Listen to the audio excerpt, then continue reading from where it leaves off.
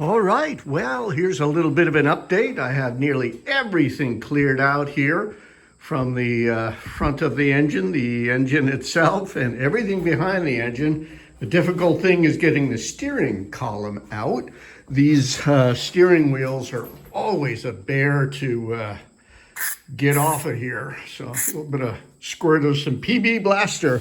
The other difficult thing I am having is disconnecting this hydraulic tube. So underneath here, where the spooling valve is, hopefully you can see that, that nut is what that hydraulic tube is connecting to the spooling valve.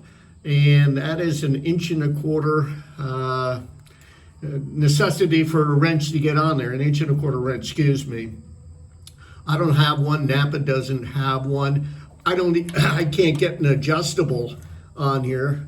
So what I am going to attempt to do is take a socket that I did buy from Napa, and I'm actually going to cut a slice out of it so I can slide it over that tube, and then maybe cut some facets here in the back of the socket to get a wrench on it, and hopefully that'll work. I don't know, we'll see.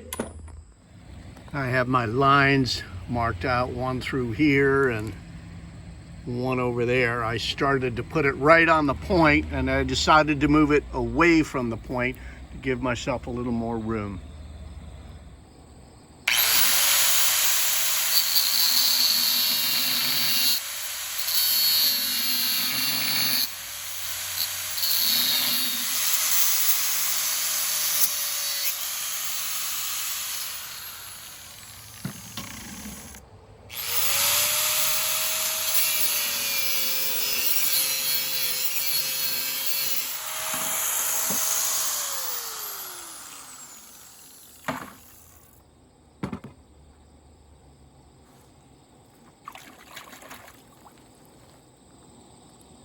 If this doesn't work, I don't think Napa's going to take it back.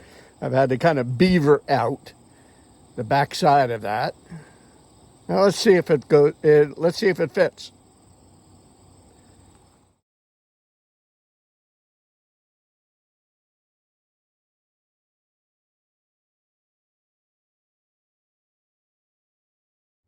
All right. So what I've done is I've used my a hole saw, 1 3/8 hole saw, and I had a scrap piece of steel here, and I cut a half circle through it, which will then line up with that. And let me see if I can get this turned around here. There's a lot of debris. And so what I will do is I will tack the socket to this scrap piece of metal, and that scrap piece of metal will give me something to tug on or tunk with a hammer. And I'm sorry about I'm not putting a lot of how I did this together. I just got to keep moving, and I'm not into creating all of these high production YouTube videos.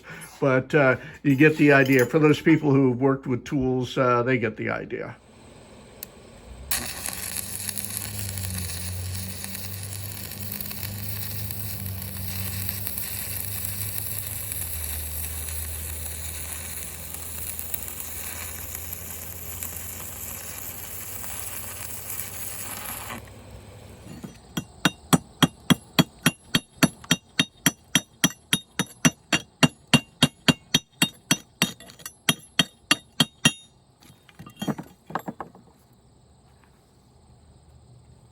That looks all right. Oh, there we go. I think that'll work. I'll cool it off in the water and then take it to the tractor. Let's see if I can do this. It's kind of hard to do. There we go. There we go. All right, I'm gonna have to hit that with a hammer and to loosen it up. And let's see if I'm successful. I'll be back.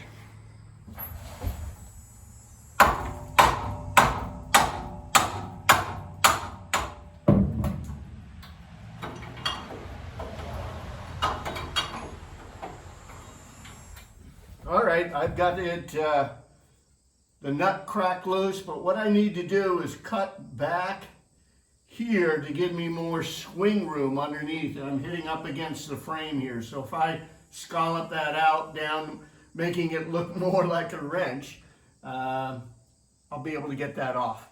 I'm just about there.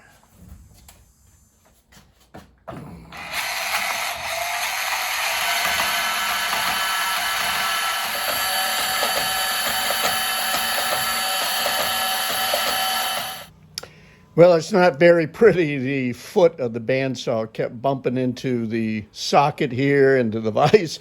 Also, I'm trying to work around the camera, but listen, this will work. It'll give me the clearance I need to get that nut the rest of the way off and pull out that hydraulic tube. All right, here I go back into the tractor.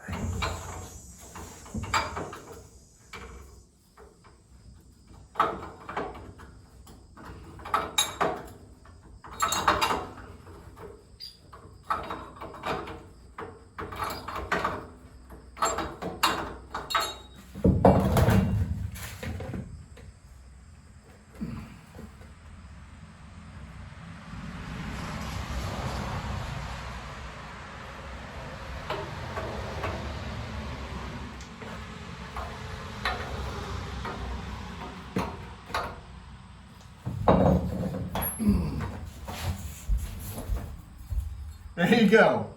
If you don't have a wrench, make one. It worked perfectly.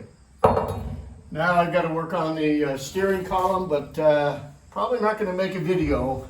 Probably not going to make a video on that.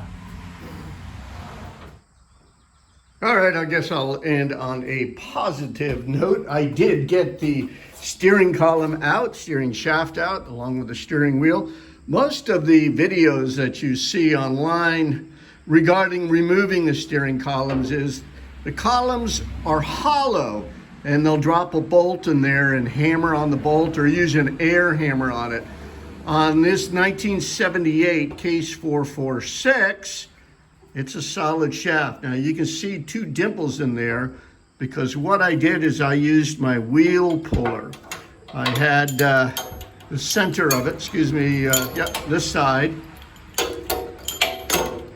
up against the shaft here, and then the jaws, that's going to fall on the floor. The jaws were up underneath the steering wheel. You can see the indentations there from them. But what I did is I put tension on it with the center screw, and then I tapped on that screw, creating a vibration, and that pulled it up a little bit more.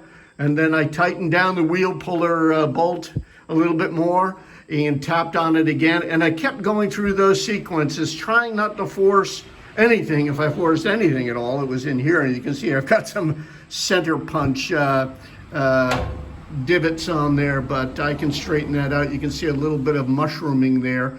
I can fix that. I'm not concerned about it. So I have got this tractor all stripped down from the front all the way back here, and I'm going to clean all of that out and make decisions about what I'm going to do next. I do have a brand new engine going in here, so I want to make sure I got all of the bases covered and any upgrades, any repairs that need to be done, because once this goes back together, I don't want to think about it for the rest of my life other than regular maintenance. Okay, that's it for this segment on this rebuild.